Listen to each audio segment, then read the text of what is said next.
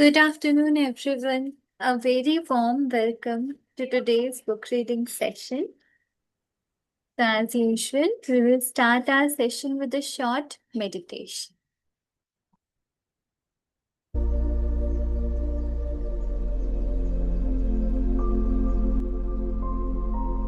Sit back comfortably.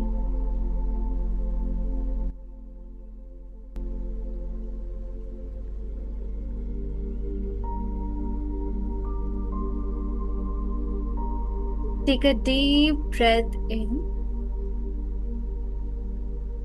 and as you exhale,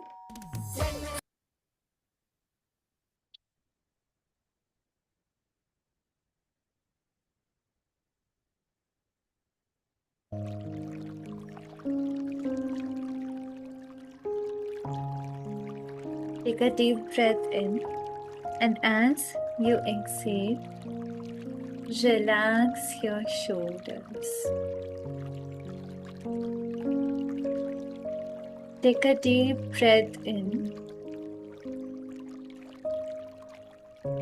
Focus between the center of your forehead.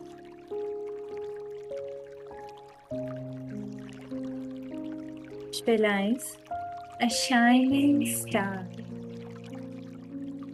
so bright, so beautiful. This is the real you.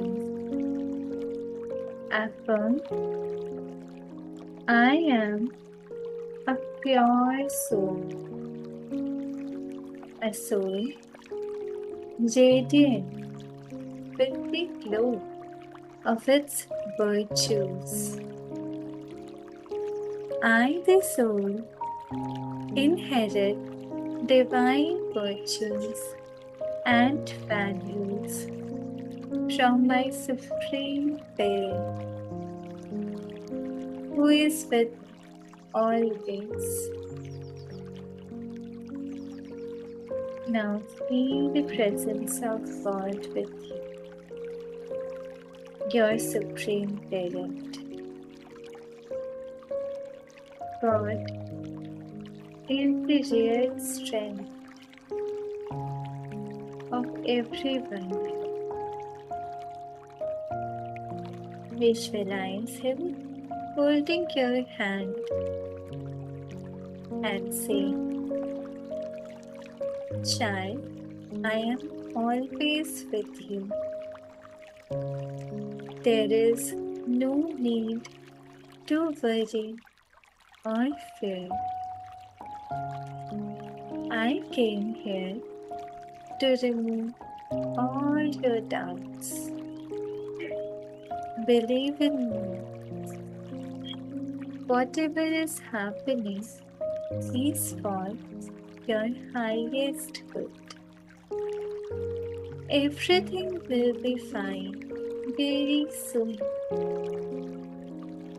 The process is going on. All the situations in your life arises to clear the unnecessary. The chapters open to close forever. Don't suppress your emotions. Just be aware of them. And don't identify yourself with your emotions. You are much, much bigger than what you think about yourself. God's powers, love, and blessings are a divine circle of protection around us. Feel this divine circle and have faith. Faith upon God's words. This trust will strengthen us and guide us forever. Visualize the shining star in the center of your forehead. This is the path of the divine. This light is guiding us always. Say, all is well in my world. Om Shanti. Thank you.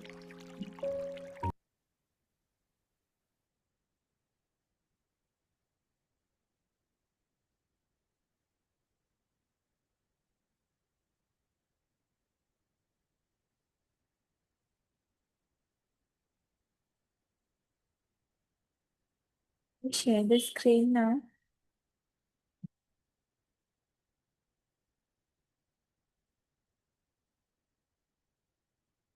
Is my screen visible?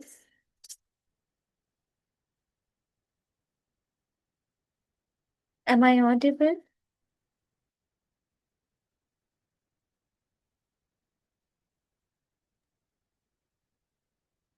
So we have completed 5 chapters of this book. What I believe, what is the problem, where does it come from, is it true, what do we do now? Guys, all these chapters, we have learned that the real problem is the lack of self-worth.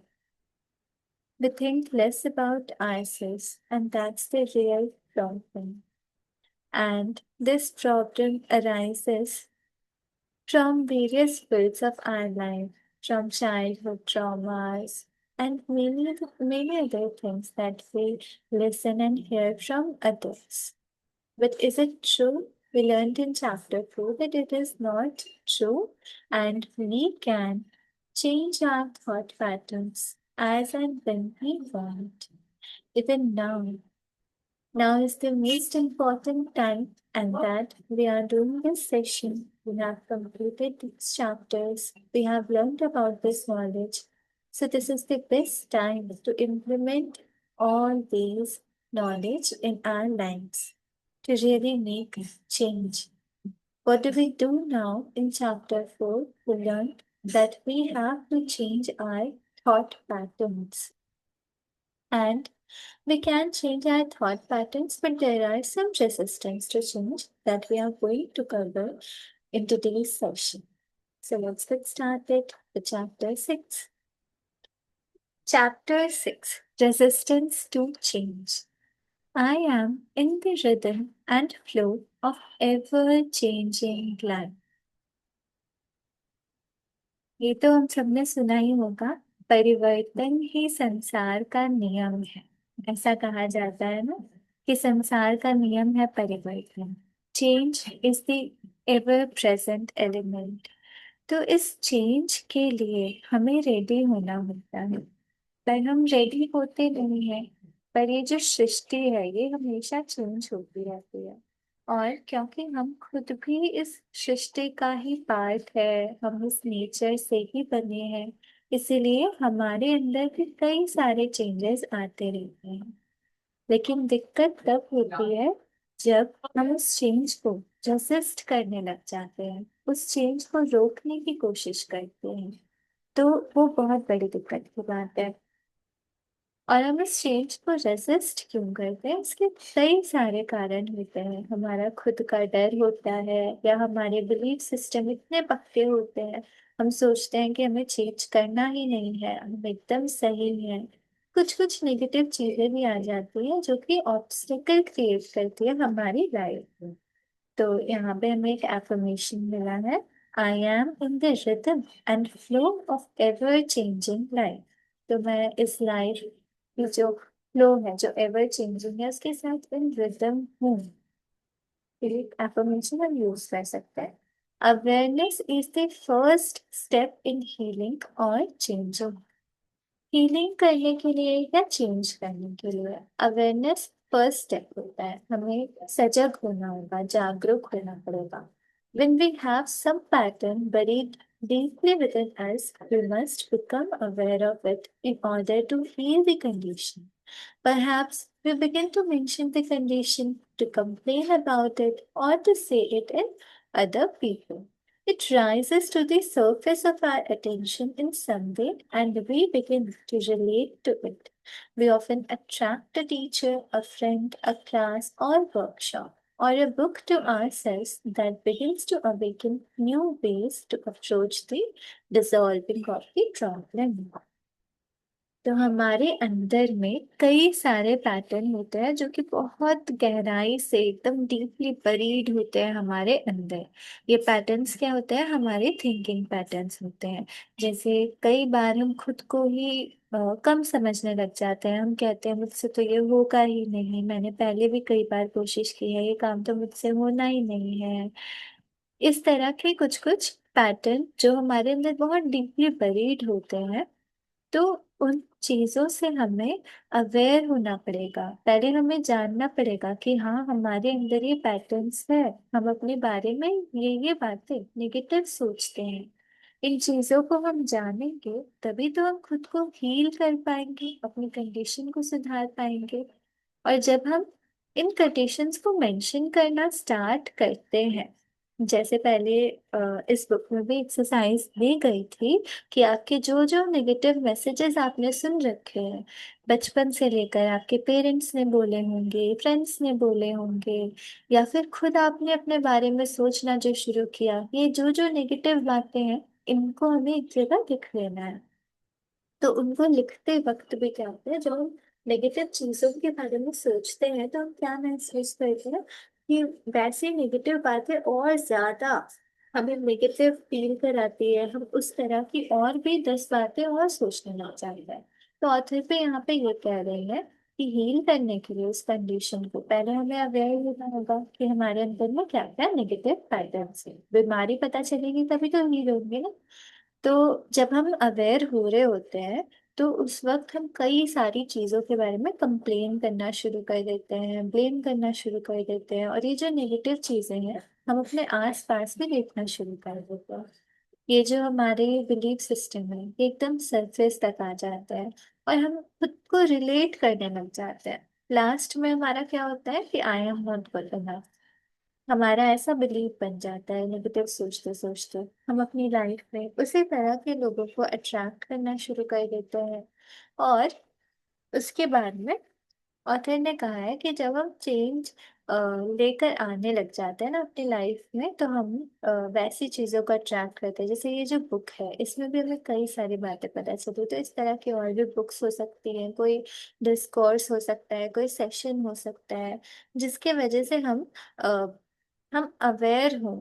हमारे अंदर में जो new new ways हम open कर सकते हैं इस problem से बाहर निकलने की कोशिश करें, तो वैसे अपॉर्चुनिटीज हमारे अंदर फिर आने लगेंगी। My awakening began with a chance remark of a friend who had been told about a meeting. My friend did not go, but something within me responded, and I went. That little meeting was the first step on my pathway of unfoldment. I didn't recognize the significance of it until sometime later.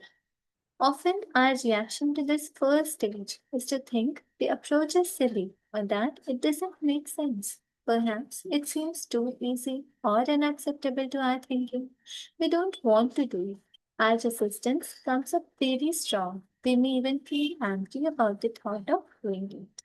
Author, जो इस book के author है लुइसी M A, इनकी awakening कब start हुई थी? इनके friend को एक मीटिंग के बारे में पता चला था, वो शायद हीलिंग से रिलेटेड होगी। तो इनका जो फ्रेंड था वो तो गया नहीं, लेकिन इनके अंदर में कुछ था जिसने इनको प्रोत्साहित किया कि ये उस मीटिंग में जाए, और ये गए भी। और उस छोटी सी मीटिंग ने इनके पथ में एक नया रास्ता लेकर गया और उनकी हीलिंग स्टार्ट हुई। लेकिन उन्हें तब उसकी अहमियत नहीं एहसास हुई थी, कुछ टाइम बाद में ही एहसास हुई थी।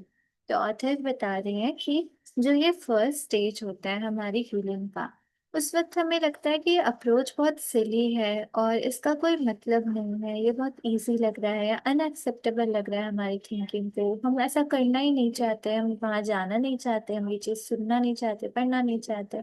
तो जो हमारी हीलिंग के लिए काम करेगा शुरू शुरू में, हम हमें वो चीज मतलब वर्थ इट उतनी लगती नहीं है, क्योंकि हमारी रेजिस्टेंस आने लग जाती है बीच में, इतनी स्ट्रांग होती है कि हम कभी एंग्री फील करते हैं, उस चीज को करने के बारे में सोचना ही हमें बहुत ज्यादा गुस्सा दिला देता है।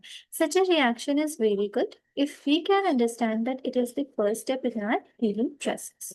तो ऑथर तो काफी सारे सेशंस भी लेती है ना, लोगों को काउंसलिंग भी देती है।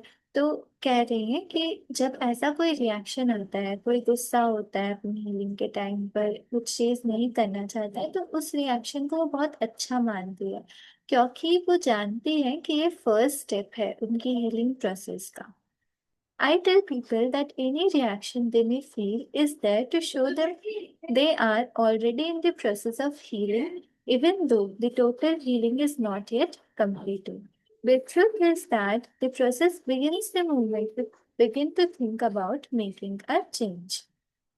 तो ऑथर अपने जो भी क्लाइंट्स होते हैं उनको यही कहती है कि इस टाइप के जो रिएक्शन होते हैं ना उनके, वो काफी ही अच्छे होते हैं, क्योंकि वो बताते हैं, वो दर्शाते हैं कि उनकी हीलिंग की प्रोसेस स्टार्ट हो चुकी है। भले ही टोटल हीलिंग नहीं हुई है, लेकिन सच क्या है कि प्रोसेस बिगिन हो चुका है। और हमने पहले इस बुक में ये भी पढ़ा है कि प्रोसेस कब बिगिन होता है, जब हम विलिंग होते हैं, जब हम सिर्फ ठान लेते हैं कि हमें हीलिंग करना है, तभी हमारा आधा काम कंप्लीट हो जाता है।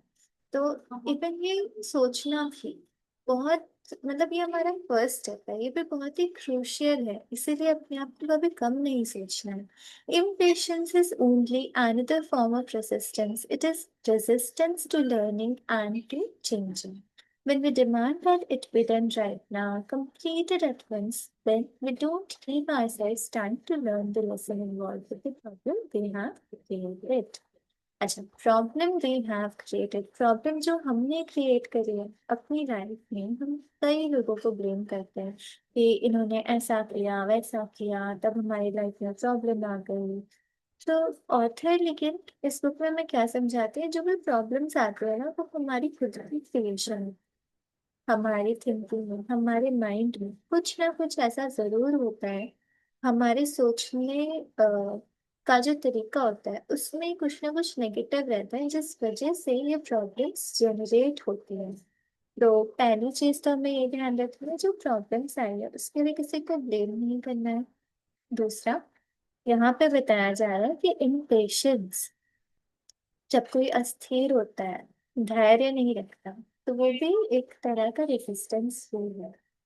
ये रेजिस्टेंस है to learning and to changing. अगर हम इम्पेशेंट होंगे, हम बिल्कुल भी धैर्य नहीं रखेंगे, तो हम चेंज कैसे कर पाएंगे। चेंज करने के लिए भी हमें पेशेंस चाहिए, कुछ सीखने के लिए भी पेशेंस चाहिए, चाहे चाहे कोई भी चीज़ हो, लेकिन उसके लिए हमें पेशेंस चाहिए सीखने के लिए। तो जब हम ये लर्निंग भी कर रहे हैं इस बुक से, जो हीलिंग से रिलेटेड है, इसमें हमें अपने अंदर चेंजेस लेकर आने हैं, अपनी सोच को लेकर चेंजेस लेकर आने हैं, तो उसके लिए भी हम इम्पेशेंट नहीं हो सकते। कभी कभी हम क्या सोचते हैं, ये मेरा पर्सनल भी है, कि हम ऐसा सोचने लग जाते हैं कि ये चीज अभी हो जाए, बस अभी कंप्लीट हो जाए। तो ऐसा करने से क्या हो रहा है, हमारी लाइफ में रेजिस्टेंस आ रही है, इस बात को हमें समझना है। तो हमें ऐसा नहीं सोचना है कि ये चीज अभी तुरंत कंप्लीट हो जाए, वरना हम खुद को टाइम ही नहीं देंगे कि हम उस लेसन को अच्छे से सीख पाए। अपने आप को टाइम देना होगा हमें कि हम, और जो प्रॉब्लम क्रिएट हुई है उसको डिसॉल्व करने के लिए हमें उसके तह तक जाना पड़ेगा, और उसके लिए भी हमें पेशेंस चाहिए। If you want to move to another room, you have to get up and move step by step in that direction. Just sitting in your chair and demanding that you be in the other room will not work. It's the same thing. We all want our problem to be over with, but we don't want to do the small things that will add us to the solution। तो यहाँ पे author ने example दिया है कि अगर आपको दूसरे रूम में जाना है तो उसके लिए आपको क्या करना होगा, अभी पहले उठना होगा, फिर स्टेप बाय स्टेप आप दूसरे रूम में जाएंगे ना। तो उसी तरह से अ, अगर हमें अपनी प्रॉब्लम को सॉल्व करना है, तो जो छोटी छोटी चीजें हैं, जैसे ये स्टेप बाय स्टेप आप उठ करके गए, उसको आप स्किप नहीं कर सकते। जैसे आप अभी बैठे बैठे सिर्फ ये सोचे कि मैं दूसरे रूम में पहुंच जाऊं, तो सिर्फ सोचने से नहीं होगा ना, उसके लिए करना भी पड़ेगा, स्टेप बाय स्टेप फॉलो करना पड़ेगा। वैसे ही हमारी हीलिंग के लिए भी है, कोई प्रॉब्लम लाइफ में आई है उसको सॉल्व करने के लिए भी है कि जो छोटी छोटी चीजें हैं उनको करके ही हमें सॉल्यूशन मिलेगा। Now is the time to acknowledge our responsibility in having created the situation of condition. I'm not talking about having guilt, nor about being a bad person for being where you are. I'm saying to acknowledge the power within you that transforms our every thought into experience. In the past, we unknowingly used this power to create things we did not want to experience. We were not aware of what we were doing. Now, by acknowledging our responsibility, we become aware and learn to use this power consciously in positive ways for our benefit. तो now is the most important time, हम जानते हैं सबसे ज्यादा important time अभी हमारा present ही होता है। तो अभी जो रिस्पॉन्सिबिलिटी हमें लेनी है, जैसे जो सिचुएशन हमारी लाइफ में है उसके लिए हमें दूसरे को ब्लेम नहीं करना है, खुद अपनी रिस्पॉन्सिबिलिटी लेनी है। तो उस टाइम को हमें एक्नॉलेज करना होगा। पर ऑथर यहाँ पे ये भी बताती है कि अगर हमें भी ये बात पता चल गई हमारी लाइफ में जो भी चीज क्रिएट हुई है उसके क्रिएटर खुद ही है, तो उसके लिए गिल्ट नहीं करना है, खुद को बैड पर्सन नहीं सोचना है कि हम अभी यहाँ पर ही हैं, ऐसा नहीं करना है, खुद अपने आप को क्रिटिसाइज नहीं करना है। ऑथर कह रही है अक्नॉलेज किसको करना है, आपको अपने अंदर जो पावर है उसको अक्नॉलेज करना है, क्योंकि ये पावर ही आपकी ट्रांसफॉर्म करती है। हर एक थॉट को एक्सपीरियंस में ट्रांसफॉर्म करने का मतलब कि हम जैसा सोचते हैं, जिस तरह के हमारे थॉट्स होते हैं, वैसा ही हमारी लाइफ में हम देखते हैं कि सब कुछ होने लग जाता है।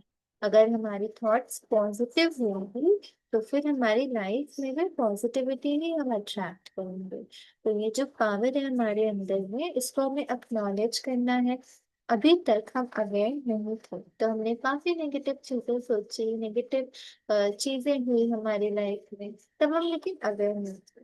पर ऑथर कह रहे हैं कि अब हमें अवेयर होना होगा, हम क्या सोचते हैं अपने अंदर उसको लेकर अवेयर होना होगा, और ये जो पावर है हमारे अंदर इसको कॉन्शियसली यूज करना होगा पॉजिटिव वेज में, ताकि हमें बेनिफिट मिल सके। Often, when I suggest a solution to the client, a new way to approach a matter, or forgiving the person involved, I see the jaw begin to clench and jet out, and arms cross tightly over the chest. Maybe even fists will form.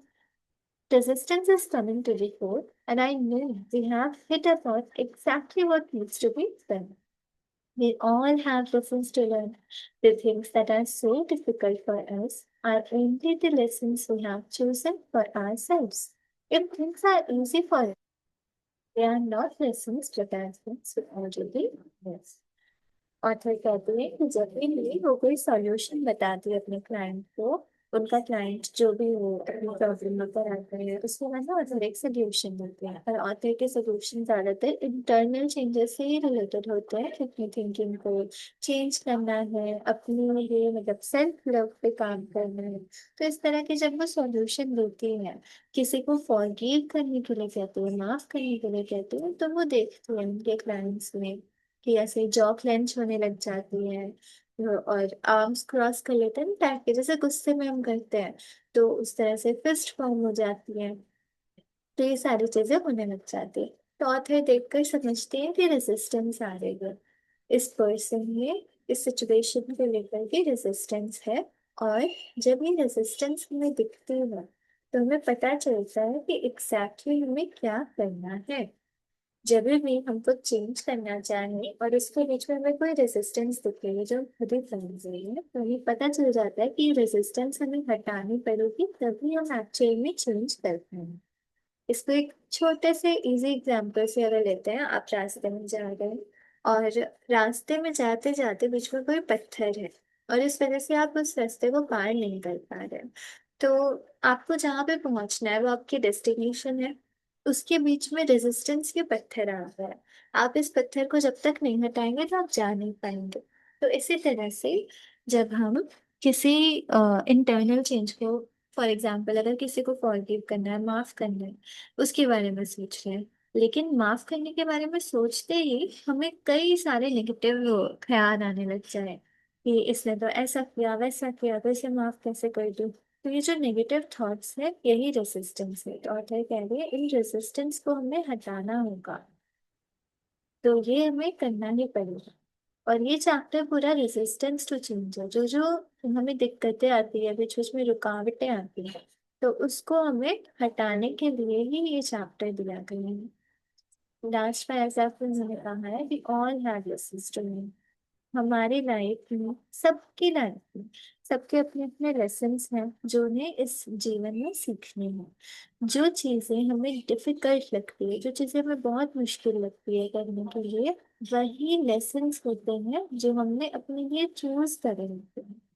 आप लोगों को अगर याद होगा कि पहले के जो चैप्टर्स में हमने देखा था कि हम अपनी लाइफ को, इस बर्थ को लेने से पहले ही हम चूज कर लेते हैं कि अ, हमें क्या सीखना है इस बर्थ में।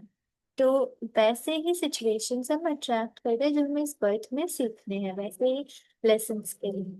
तो ये जो लेसन्स है, तो हमें ब्लेम नहीं करना चाहिए किसी को भी।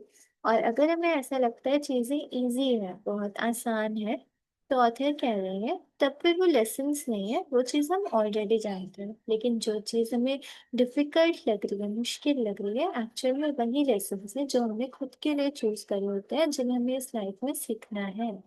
Lessons can be learn through awareness. और लेसन्स हम कैसे लर्न करेंगे? अपनी अवेयरनेस के साथ, अपनी सजगता के साथ। If you think of the hardest thing for you to do and how much you resist it, then you are looking at your greatest lesson at the moment. अपनी लाइफ में जो भी हमें सबसे मुश्किल चीज लगती है, जो हार्डेस्ट थिंग है अभी, जिसको हम रेजिस्ट कर रहे हैं, जो हमें इजी बिल्कुल नहीं लग रही है, उसको हम लेट को नहीं कर पा रहे हैं, तो वही अभी के मोमेंट के लिए, अभी के मोमेंट के लिए हमारी लाइफ का ग्रेटेस्ट लेसन है। Surrendering, giving up the resistance and allowing yourself to learn what you need to learn will make the next step even easier। तो जो हमें नेक्स्ट स्टेप लेना है, अभी हमने जान लिया हमारी लाइफ में सबसे मुश्किल चीजें क्या है। सब अपनी अपनी लाइफ का सोच ले, एक प्रॉब्लम जो सबसे बड़ी प्रॉब्लम है अभी, उसको सामने लेकर आते हैं बाहर। ठीक है, एक मिनट में सबने सोच लिया।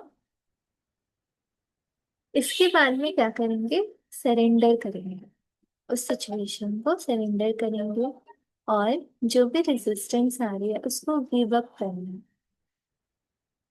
और खुद को अलाउ करना है कि हम वो चीज सीखें जो हमें इस सिचुएशन से सीखनी है। कोई भी जो मुश्किल है वो हमें कुछ ना कुछ जरूर सिखाती है। अगर हम अपने पास्ट में लेकर देखें तो हमने बहुत कुछ सीखा है अपने मुश्किल पलों से। तो अभी भी अपनी लाइफ में जो भी मुश्किल आ रही है, तो खुद को यही बताना है कि ये हमें कुछ सिखाने के लिए आ रहा है। तो हम खुद को जब अलाउ करेंगे, फ्री करेंगे कि हम वो चीज सीख रहे हैं, तो उससे क्या होगा, जो हमारा नेक्स्ट स्टेप है अपनी इस लाइफ में, वो इजी हो जाएगा। Don't let your resistance stop you from making the changes. तो जो रेजिस्टेंस आ रहे हैं, उनको खुद को रोकने ना दे।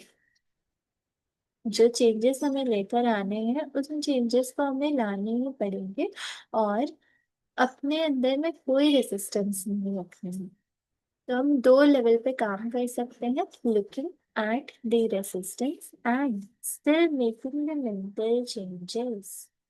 जो रेसिस्टेंस आ रही है, मतलब कि जो चीज हम करना चाहते हैं उससे रिलेटेड कुछ नेगेटिव थॉट्स आ रहे होंगे, तो उन नेगेटिव थॉट्स को हमें देखना है अवेयरनेस के साथ में, पर खुद को उससे एसोसिएट नहीं करना है, उनमें डूब नहीं जाना है। नेगेटिव बातें चल रही है, हाँ हमें ध्यान देना है कि हाँ क्या क्या चल रहा है, तो इस रेजिस्टेंस को हम देखेंगे और उसके साथ साथ क्या करेंगे, मेंटल चेंजेस भी करेंगे। जो भी निगेटिविटी चल रही है उसका एक सॉल्यूशन खुद से ही एक पॉजिटिव फॉर्म में, एक पॉजिटिव कमेंट्री के फॉर्म में, पॉजिटिव थॉट्स के फॉर्म में हमें चलाना है। Observe yourself, watch how you resist and then go ahead anyway. तो खुद को अच्छे से ऑब्जर्व करना है, देखना है कि कहाँ कहाँ हम रेजिस्ट कर रहे हैं और गो अहेड, आगे बढ़ते जाना है, रुकना नहीं है। तो आज के लिए हम इतना सेशन नहीं रखते हैं। कल हम नॉन वर्क क्यूज से स्टार्ट करेंगे। Thank you so much for joining. आप लोग अपने फीडबैक शेयर कर सकते हैं।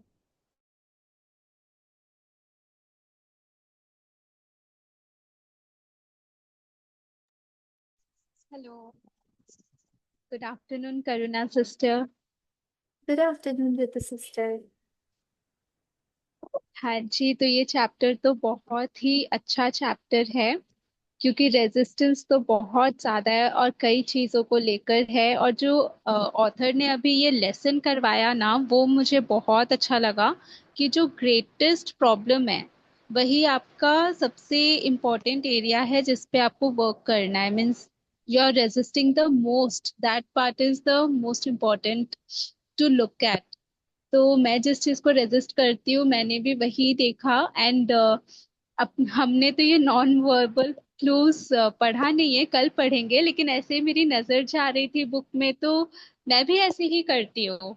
जिस चीज को मैं रेजिस्ट करती हूँ ना, उस चीज के लिए जो ऑथर ने नॉन वर्बल क्लूज दिया है मैं भी वैसे ही करती हूँ। तो मुझे लगा कि यार ये सब कितना रिलेटेबल है, ये कितना जरूरी है।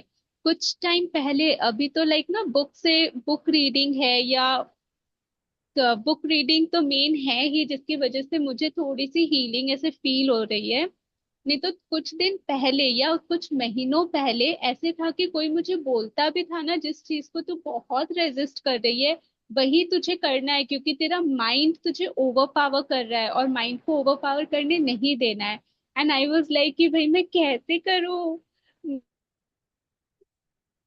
लेकिन अभी धीरे धीरे धीरे धीरे प्रैक्टिस से ऐसे हुआ है कि नहीं, माइंड को तो मतलब हमेशा सोल को ज्यादा पावरफुल बनना है एंड माइंड तो एक इंस्ट्रूमेंट है जिसको यूज करना है।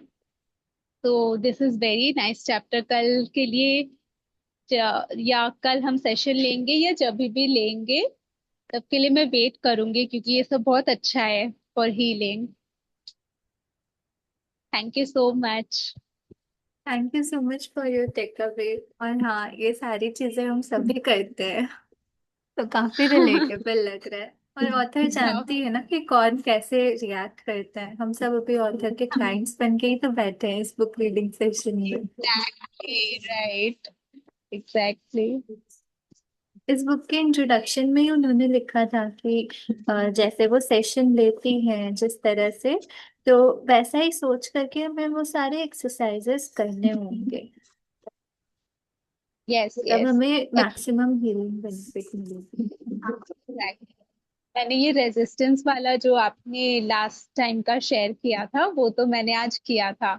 एंड फिर दूसरी बार भी करने का कोशिश किया, लाइक फिर मैं 10 बार नहीं की, 4-5 बार की।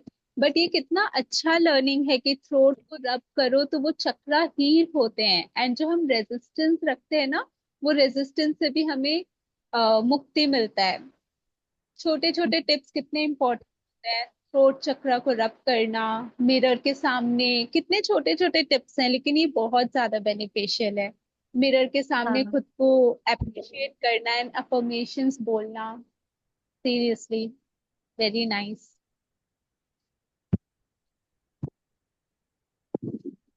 हाँ जी। आप जब बार बार शेयर करते हैं तो सबका ध्यान भी जाता है, तो आप हमें रिमाइंड भी कराते रहते हैं, तो उसके लिए thank you. Thank you so much. आज हमारे साथ एक न्यू मेंबर ने ज्वाइन किया है। आप भी टेक अवे हाँ। दें अपना।